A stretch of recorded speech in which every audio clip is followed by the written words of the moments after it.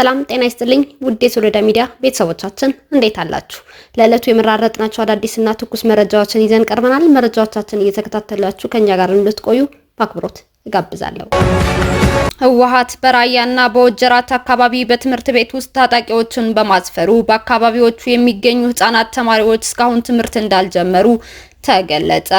የህወሓት አንጃ ቡድን በራያ ዛታ ወረዳ በማይጨው ከተማ እንዲሁም በወጀራት ኢስራአዲ አዲቀይህ በሚባል ቀበሌ በትምህርት ቤቶች ታጣቂዎቹ ስላሰፈረ ህፃናት ተማሪዎች ትምህርት እንዳልጀመሩ ተገልጿል። በተለይም በወጀራት ማይቀይህ ያሉ ተማሪዎች ትምህርት መማር አለብን በማለት በዋርካ ስር ቁጭ ብለው ለመማር እየተገደዱ እንደሆነ ከስፍራው እየወጡ የሚገኙ መረጃዎች ያሳያሉ።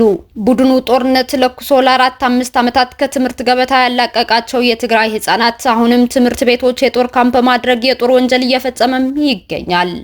በተያያዘ ዜና በራያ ዛታ ወረዳም ባካሄዱት ህወሓቶች በወረዳው አስተዳደር መፈንቅለ መንግስት ምክንያት መንግስት ሰራተኞች ራስን በራስ የማስተዳደር መብታችን ሳይከበር ስራ እንጀምርም በማለታቸው መምህራን ደሞዝ ሊከፈላቸው ስላልተቻለ የመማር ማስተማር ሂደቱ መስተጓጎሉንም ተገልጿል። በዚህም ምክንያት የህወሓት አንጃ ቡድን በትምህርት ቤቶች ጦር በማስፈርና የመምህራንን ጉሮሮ በማነቅ የትግራይ ክልል ህፃናት ላይ የጦር ወንጀል እየፈጸመም ይገኛል። የዩኒቨርሲቲ ተማሪዎች ምደባ ሊቆም ነው ተባለ። ጥራት የሌላቸው ዩኒቨርሲቲዎችን አንደጉምም ብሏል የኢፌዴሪ ትምህርት ሚኒስቴር። የትምህርት ሚኒስቴር በተማሪዎች መመረጥ ያልቻሉ ዩኒቨርሲቲዎችን መንግስት ለሌሎች አገልግሎቶች ሊያውል ይችላል ሲል ማስጠንቀቂያ ሰጥቷል። ሚኒስትሩ ፕሮፌሰር ብርሃኑ ነጋ በቅርብ ዓመታት ውስጥ ትምህርት ሚኒስቴር የዩኒቨርሲቲ ተማሪዎችን ምደባ እንደሚያቆም ገልጸዋል። በምትኩም ተማሪዎች ራሳቸው በመረጡት ዩኒቨርሲቲ መማር እንደሚጀምሩም አስታውቋል። በተማሪዎች ለማይመረጡ ዩኒቨርሲቲዎች መንግስት በቢሊዮን የሚቆጠር በጀት መመደቡ ተገቢ አይሆንም ያሉት ሚኒስትሩ እንደ በፊቱ አንድ ዩኒቨርሲቲ ተከፍቷልና በዚሁ ይቀጥላል የሚባል አሰራርም እንደማይኖር ገልጸዋል።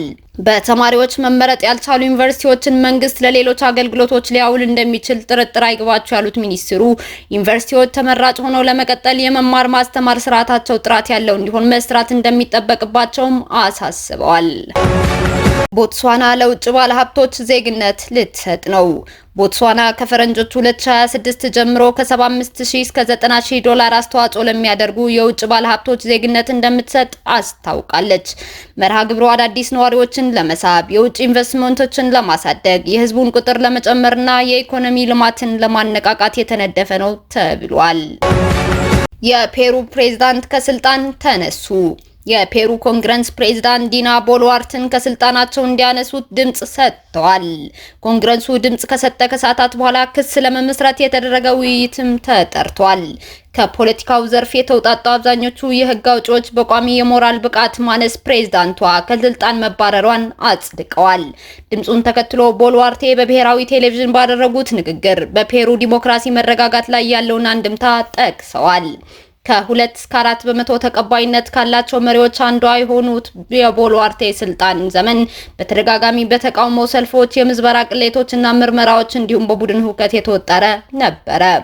ከቅርብ ወራት ወዲህ ወንጀሎች እየጨመሩ በመጡበት ወቅት ጸረ መንግስት ተቃውሞዎች ተባብሰዋል። በዋና ከተማዋ ሊማ በተካሄደ ኮንሰርት ላይ የተኩስ እርምታ ተከትሎ ባለፈው ሐሙስ አዲስ ህዝባዊ ቁጣ ተነስቷል። በአጠቃላይ 130 ህግ አውጪዎች ባሉበት ኮንግረስ 122ቱ ቦልዋርት ከስልጣን እንድትወርድ ዓርብ ዕለት ድምጽ ሰጥተዋል። የኮንግረሱ መሪ ጄሴ ጄሪ ጊዜያዊ ፕሬዝዳንት ሆነው ቃለ መሐላም ፈጽመዋል። ፔሩ በአሁኑ ጊዜ ምክትል ፕሬዝዳንት የላትም። ሩሲያ በፈጸመችው ከባድ ጥቃት በኪዮቭ የኤሌክትሪክ ኃይል ተቋረጠ። ሩሲያ በፈጸመችው የሚሳኤልና ሰው አልባ አውሮፕላኖች ጥቃት በዩክሬን ዋና ከተማ ኪዮቭ የኃይል መቆራረጥ ምክንያት ሆኗል። በምስራቃዊ ወረዳዎች የሚኖሩ ነዋሪዎች በጨለማ ውስጥ እንደሚገኙና የውሃ አቅርቦት መቋረጥም ገጥሟቸዋል። በጥቃቱ 9 ሰዎች ቆስለዋል ሲሉ የከተማዋ ከንቲባ ቪታሊ ክሊችኮ ተናግረዋል። ይህ በእንዲህ እንዳለ የዩክሬን ክልል ርዕሰ መስተዳደር እንደገለጹት አንድ የ7 ዓመት ህፃን በተለየ የሩሲያ ሰው አልባ አውሮፕላኖች በሀገሪቱ ደቡብ ምስራቅ ዛፖሪዚያ አካባቢ ባደረሱት ጥቃት ተገድለዋል። ሞስኮ ባለፉት ሳምንታት በኃይል ማመንጫዎች ላይ የምታደርሰውን ጥቃት አጠናክራም ቀጥላለች። የዩክሬኑ ፕሬዝዳንት ቮሎዲሚር ዜሌንስኪ በሩሲያ ላይ ጫና ለማሳደር ከአጋሮች ዘንድ እውነተኛ እርምጃዎች እንዲወሰዱ ጠይቀዋል። ከአሜሪካ ከአውሮፓና ከቡድን 7 ሀገራት የአየር መከላከያ ስርዓቶችን ለማድረስና ማዕቀብን መጣል ወሳኝ እርምጃ ነው ሲሉ ዘለንስኪ በኤክስ ገጻቸው ላይ ጽፈዋል። 450 ሰው አልባ አውሮፕላኖችና ከ30 በላይ ሚሳኤሎች በዩክሬን የኃይል መሰረተ ልማት ላይ ያነጣጠሩ መሆናቸውን ገልጸው መሰል ጥቃቶች የአየር ሙቀትን እየቀዘቀዘ ሲሆን መደበኛ ህይወትን ለመጉዳት ያለመ ነው በማለት ገልጸዋል። የዩክሬን የኤነርጂ ሚኒስቴር ሩሲያ ከፍተኛ ጥቃት የወደመውን መሰረተ ልማት ለመቀጠል የጥገና ሰራተኞች እየሰሩ ነው ብለዋል። ሩሲያ በጦር መሳሪያ ቁጥጥር ከአሜሪካ ጋር ለመደራደር ዝግጁ መሆኗን ገለጸች። ሩሲያ የጦር መሳሪያ ቁጥጥርን በተመለከተ ከአሜሪካ ጋር ለመደራደር ዝግጁ መሆኗን ፑቲን መግለጻቸው ስፑትኒክ ዘግቧል። ፕሬዝዳንቱ የአሜሪካ ከኒው ስታርት ስምምነት መውጣት ለሞስኮ ወሳኝ አይሆንም ሲሉ አጽንኦት ሰጥተዋል። ፑቲን አክለውም አንዳንድ ሀገራት እውነተኛ የኒውክሌር መሳሪያ ሙከራ ለማድረግ ከወሰኑ ሩሲያ በተመሳሳይ መልኩ ምላሽ ትሰጣለች ብለዋል። የኒው ስታርት ስምምነት በአሜሪካና በሩሲያ ፌዴሬሽን መካከል እንደ አውሮፓውያን አቆጣጠር በ2010 የተፈረመ የኒውክሌር ጦር መሳሪያ ቅነሳ ስምምነት ነው። አሜሪካ የጋዛን የተኩስ አቁም ትግበራን ለመቆጣጠር 200 ወታደሮችን ልትልክ ነው። አሜሪካ የጋዛን የተኩስ አቁም ትግበራን ለመቆጣጠር 200 ወታደሮችን ወደ መካከለኛው ምስራቅ ልታሰማራ መሆኑን የአሜሪካ ባለስልጣን አረጋግጠዋል። የተኩስ አቁም ተቆጣጣሪዎች ቡድን ከግብጽ፣ ከኳታር፣ ከቱርክና ምናልባትም ከተባበሩት የአረብ ኤሚሬቶች የሚመጡ ወታደሮችን ያካተተ እንደሚሆንም ተዘግቧል። ሆኖም የአሜሪካ ባለስልጣናትን ጠቅሶ የእንግሊዝ የዜና ወኪል እንደዘገበው የአሜሪካ ወታደራዊ ሰራተኞችን በጋዛ ሰርጥ ውስጥ በቀጥታ የማሰማራት እቅድ የለም። በተያያዘ ዜናም የአሜሪካው ፕሬዝዳንት ዶናልድ ትራምፕ ወደ መካከለኛው ምስራቅ ብቅ ሊሉ ነው ተብሏል። ዶናልድ ትራምፕ በእስራኤል ከኔሴት ማለትም ፓርላማ ፊት ቆመው ንግግር እንደሚያደርጉም ይሆናል። በግብጽ የሚደረገው የተኩስ አቁም መርሃ ግብር ላይም ሪፐብሊካኑ ይሳተፋሉ። በእርግጥ ፕሬዝዳንት ትራምፕ በመካከለኛው ምስራቅ ሰላም ማስፈን ቀጣይ ቁልፉ የቤት ስራቸው ይሆናል ተብሎም ይጠበቃል። በቀጠናው ላይ ዘላቂ ሰላም ለማምጣት ቴል አቪቭ ከቴህራን ጋር ያላትን ግንኙነት የተስተካከለ ማድረግም ይጠበቅባቸዋል። ትራምፕ በጋዛ ምድር ተኩስ እንዲቆም በማድረግ የጀመሩት የምዕራፍ አንድ ውጥናቸው በሰብአዊ መብት ተሟጋቾች ምስጋና እንዲቸራቸውን በር ከፍቷል። በሐማስ የተያዙ ታጋቾችም 20ዎቹም በህይወት ያሉት ሰኞ ዕለት እንደሚለቀቁም በዚህ አጋጣሚ ትራምፕ አረጋግጠዋል። በእስራኤል ፓርላማ ፊት ንግግር እንዲያደርጉ የሀገሪቱ ካቢኔ ተኩስ አቁሙን ሲያጸድቅ ለትራምፕ ጥሪ ማቅረቡም ይታወሳል።